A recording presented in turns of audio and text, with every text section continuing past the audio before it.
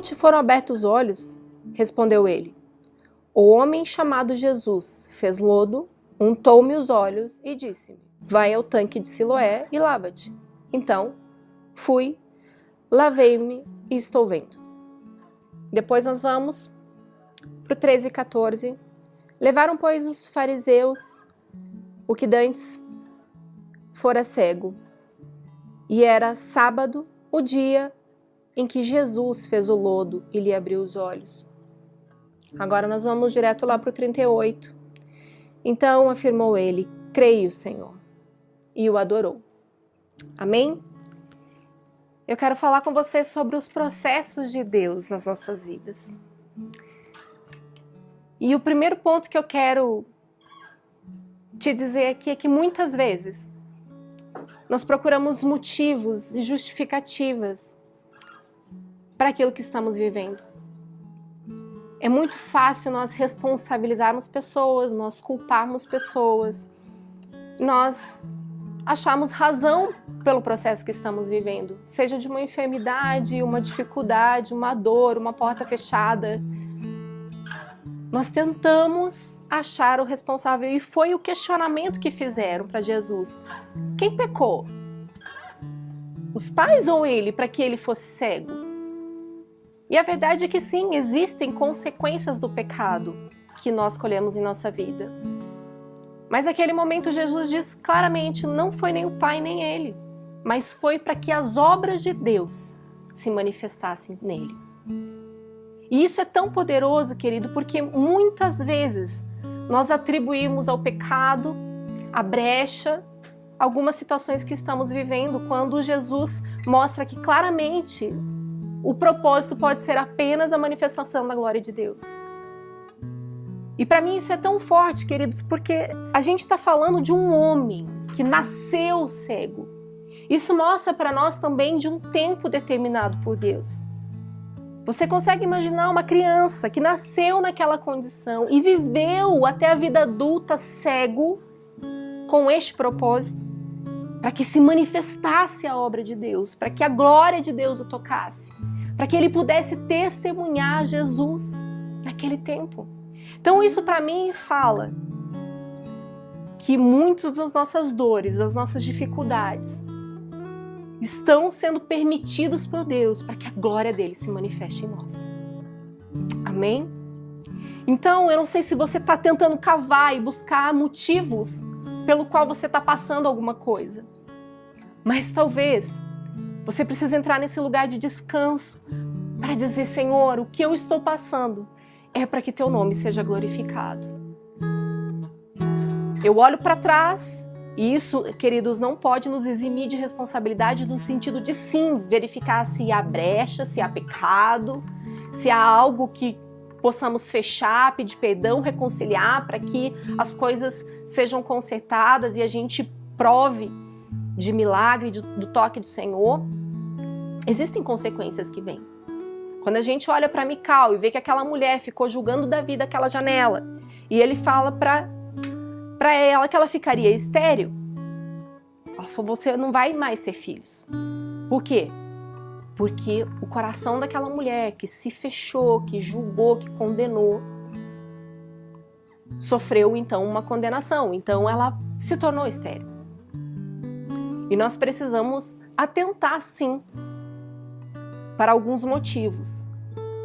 Mas a gente vai ver a glória de Deus se manifestando à medida que nós cremos no poder de Deus para intervir na nossa condição, na nossa situação. Se as portas estão fechadas, se não há mais legalidade, se o pecado foi perdoado, nós vamos lançar novas sementes para colher frutos de bênção, do cuidado do Senhor. Mas nós precisamos entender que os processos de Deus vão manifestar a glória dele em nós. Talvez você seja esse instrumento poderoso que vai como este homem cego de nascença, tenha que esperar tempo determinado, e aqui é um outro tempo que a gente precisa entender que muitas vezes ele é rápido, ele pode ser médio e longo prazo. Mas há um tempo determinado para que a glória se manifeste na sua vida, para que o toque do Senhor te alcance e te liberte. E eu acho interessante porque a gente vê Jesus se manifestando de tantas maneiras quando ele tocava na vida das pessoas, curando, fazendo libertação. E ele tem os seus métodos, e esse é um outro aspecto que nós precisamos entender. Eu lembro que quando eu estava grávida da Luísa e minha bolsa rompeu, eu fui para a maternidade e o médico não queria fazer minha cesárea. Ele falou, eu vou aguardar até você ter vaga na UTI para ela, porque nós não sabemos como ela vai nascer, se ela vai precisar de uma intervenção. Mas eu só vou na segurança que eu tenho vaga para UTI. E nisso eu fiquei internada até que ele pudesse fazer a cesárea. Eu estava com 36 semanas. E quando nós fizemos a ecografia para ver como que ela estava, para ver os batimentos cardíacos, e estava tudo aparentemente bem com ela estava com 2,5 kg já, grande até.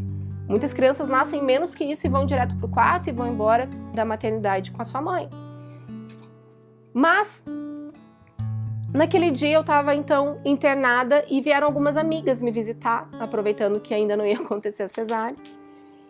E eu lembro de conversando com elas. De repente, a voz daquelas meninas começou a se tornar assim,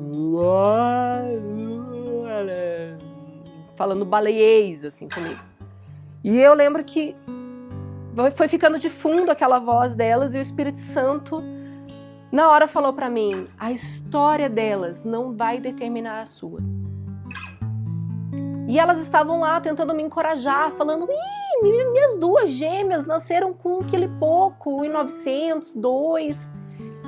Não precisamos de UTI. E a fulana e a ciclana, aconteceu isso, aquilo, não precisou de UTI. E foi tudo bem. E elas foram contando várias histórias. Na medida que elas contavam, aquele baleiês ficava de fundo. E o Espírito Santo foi me envolvendo. Foi me aquecendo numa presença poderosa. Falou, a história delas, filha, não vai determinar a sua. Jesus tem seus métodos, tem a forma de fazer. Ele vai ali quebrar a religiosidade, a estrutura, porque ele faz um milagre no sábado, ele pega lodo, ele gospe, vira lodo, passa lá. E ele ainda tem que se lavar em Siloé. Então, muitas maneiras diferentes que o Senhor Jesus tem para operar. E foi nessa situação que ele fez. A gente não pode pegar isso como uma fórmula mágica. Você não sai por aí operando milagre dessa maneira, cuspindo na terra e passando no enfermo. Mas isso mostra para nós que ele tem a forma de nos tratar. Ele tem a forma de manifestar a sua glória. E os testemunhos vêm realmente para nos encorajar, para nós crermos, para nós aplicarmos fé. Saber que o Senhor Jesus pode fazer de qualquer maneira e a qualquer tempo. E isso é poderoso, é isso que nós temos que acolher no nosso coração, porque às vezes a gente fica tomando a história do outro e querendo se apropriar dela e tentar viver os mesmos passos daquela história porque deu certo. Então eu vou fazer dessa maneira, eu vou ficar nessa posição, esperar tanto tempo porque a fórmula deu certo ali. Eu e o Fernie tivemos um tempo longo de namoro.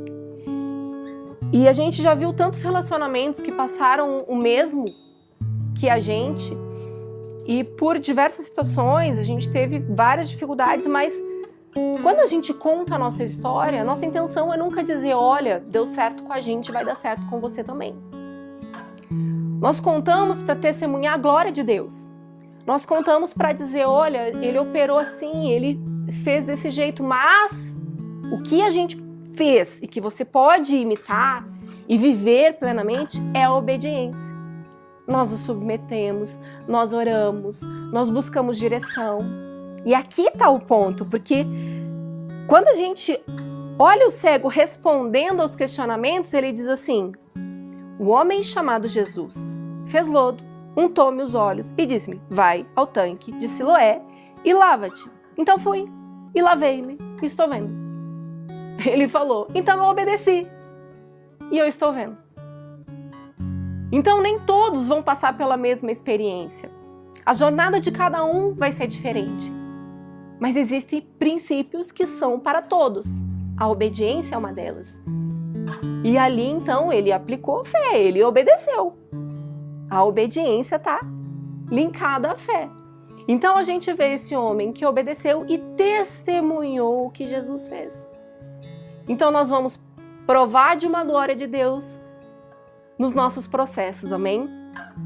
Nós vamos não ficar justificando, nós não vamos responsabilizar pessoas, nós não vamos dar uma de Adão e Eva que ficaram lá dizendo para Deus, foi a mulher que tu me deste, foi a serpente. Então nós não vamos justificar, nós vamos confiar que nós vamos provar da glória de Deus. E nós vamos descansar sabendo que Ele tem um método dele para nos tratar.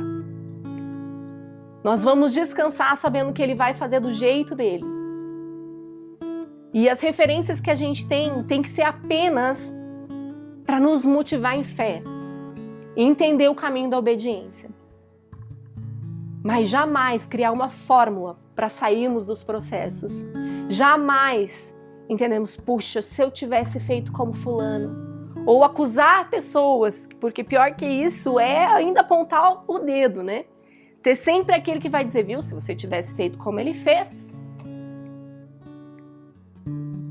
Nós vamos então, pelo caminho da obediência no processo da fé, provar do poder dele. Amém? Você crê? Eu tenho visto isso. Então, o teu testemunho, ele precisa glorificar Deus. Você vai declarar o que Ele fez na sua vida. Mas não faça da sua experiência uma fórmula para que os outros vivam. Existem terras que são difíceis de trabalhar. Existem pessoas que são difíceis de tratar. Existem circunstâncias realmente que são intimidadoras, queridos, mas nós precisamos aplicar fé na obediência, crendo que vai ser no método dele. Alguns Jesus só falou, levanta e anda. Tua fé te salvou. Você está curado? Vai. Outros, ele precisou trabalhar um pouco mais.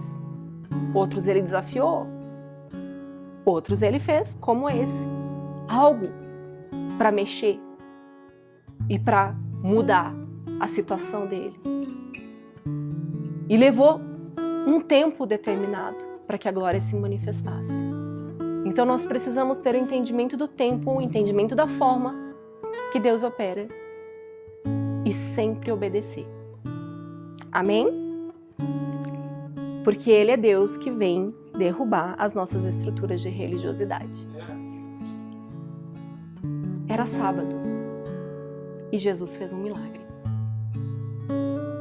E, queridos, eu não sei qual é a tua estrutura de religiosidade. Talvez você pense que o fato de você trabalhar muito na igreja atrai recompensa para você. Talvez o fato de você fazer algumas coisas para Deus, você acredite que está atraindo bênção de Deus. Todas essas coisas honram a Deus, celebram a Deus, mas, queridos, não existem fórmulas. Existem princípios que precisam ser obedecidos. Existem semeaduras a serem feitas para que a colheita aconteça. Então Jesus vem quebrar as nossas estruturas. Vem tirar das nossas mãos os nossos métodos, daquilo que Ele poderia fazer. Às vezes a gente fica articulando, puxa, mas dando aquele jeitinho para Deus, dando aquela mãozinha para Ele, Deus poderia trazer essa pessoa para isso, Deus poderia abrir aquela porta, Deus poderia. E às vezes nós vamos criando métodos. E às vezes vamos trilhando esses métodos, sem ouvir a clara direção dele. Houve um momento para Jesus encontrar esse homem e dizer o que ele tinha que fazer. Então eu quero dizer para você que nos teus processos você precisa ouvir Jesus. Deixa Ele dizer o que você tem que fazer e escolha obedecer. E depois da obediência, provando da glória, do poder de transformação, testemunhe. Esse é o trilho. Ouça. Eu sempre digo para as minhas discípulas quando às vezes elas entram naquelas situações, vou para a direita, vou para a esquerda, agora respondo, não respondo, faço, não faço, não está ouvindo nada, continue a nadar, continue a nadar. Fica ali fazendo o que você está fazendo, até ouvir do Senhor a direção. E não foi diferente com Paulo, quando Saulo foi derrubado e viu aquele estrondo, Deus falando, Jesus falando, olha, você está me perseguindo, mas vai para lá, que de lá em diante você vai receber orientação do que fazer. E ele só obedeceu, só foi. Eu fico imaginando o terror, o pavor, o medo deste homem. Como assim? O cara me derrubou aqui, eu não estou vendo mais nada. E eu tenho que ir para um lugar que daí eu não sei o que eu tenho que fazer. De que jeito? E quantas vezes, querido, a gente passa por um aperto, uma circunstância, a gente fica tentando já. E agora? Mas por que isso aconteceu? O que está acontecendo? O que eu tenho que fazer? Como é que eu tenho que fazer? Ah, então, deixa eu ver que eu acho que a solução é essa, eu acho que eu vou fazer isso, acho que a gente vai tentando caminhos para aliviar a tensão. Eu fico imaginando o que Saulo poderia ter feito naquele momento para acabar com aquela cegueira. Tipo, será que eu nunca mais vou enxergar? Eu preciso procurar um médico, eu preciso pedir ajuda. Ficou lavando o olho. Sei lá o que ele pode ter feito naquele momento, mas ele escolheu obedecer.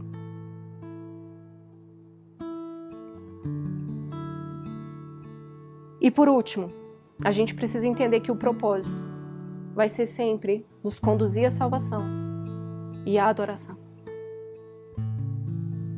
No 38 lá, quando a gente vê, vou até ler o anterior ali, os 35 em diante. Ouvindo Jesus, que o tinham expulsado, encontrando, lhe perguntaram, crês tu no Filho do Homem? Ele respondeu e disse, quem é, Senhor, para que eu nele creia? E Jesus lhe disse, já o tem visto? E é o que fala contigo. Então, afirmou ele, creio, Senhor. E o adorou. Nós precisamos celebrar a intervenção do Senhor em nossas vidas, queridos. Nós precisamos dar graças porque Ele está nos resgatando, Ele está nos salvando, Ele está nos livrando e nós vamos continuar adorando. Ele nos fez para isso, para a adoração.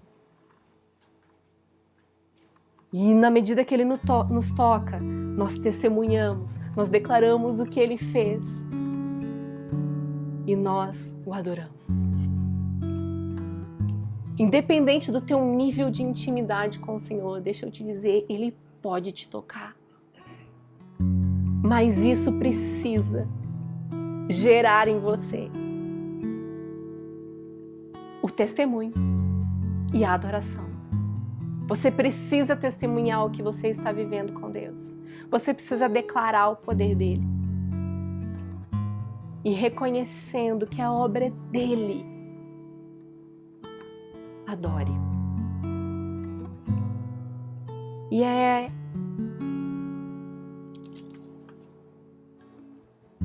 nessa noite, queridos, nessa doce experiência que eu tive com o Espírito Santo no meu devocional, ele falou tudo isso aqui rapidinho comigo. Eu estava lendo o texto e ele falando, filha, sobre os processos que você tem vivido na sua vida. Entenda isso. Entenda.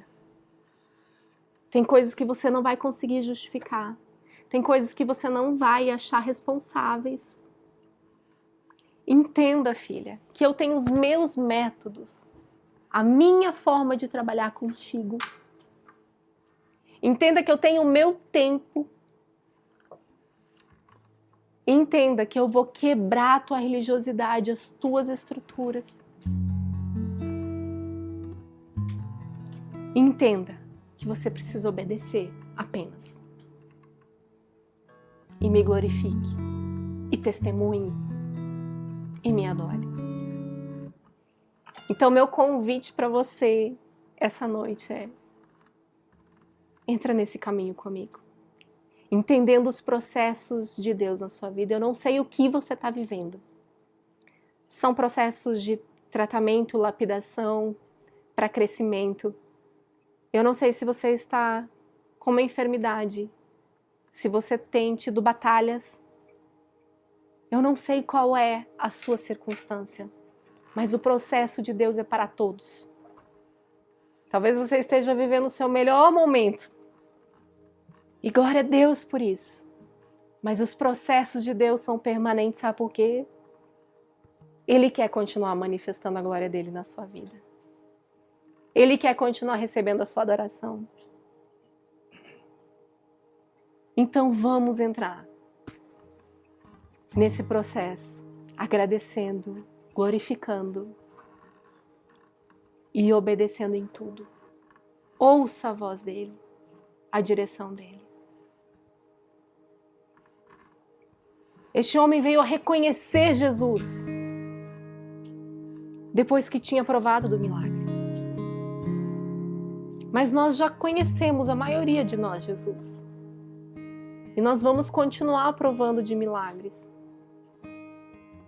Porque Ele quer continuar manifestando a glória dele em nossas vidas, amém? Ou talvez você esteja ouvindo essa mensagem pela primeira vez e não provou sobre Jesus. Quem Ele é, o poder que Ele tem. E eu quero dizer, exponha a sua dor. Peça e creia que o milagre está te alcançando. E eu não sei quanto tempo tem durado as tuas batalhas, a sua enfermidade ou o que for. O processo de Deus tem um propósito, que é para a sua salvação e para que Ele permaneça a ser adorado.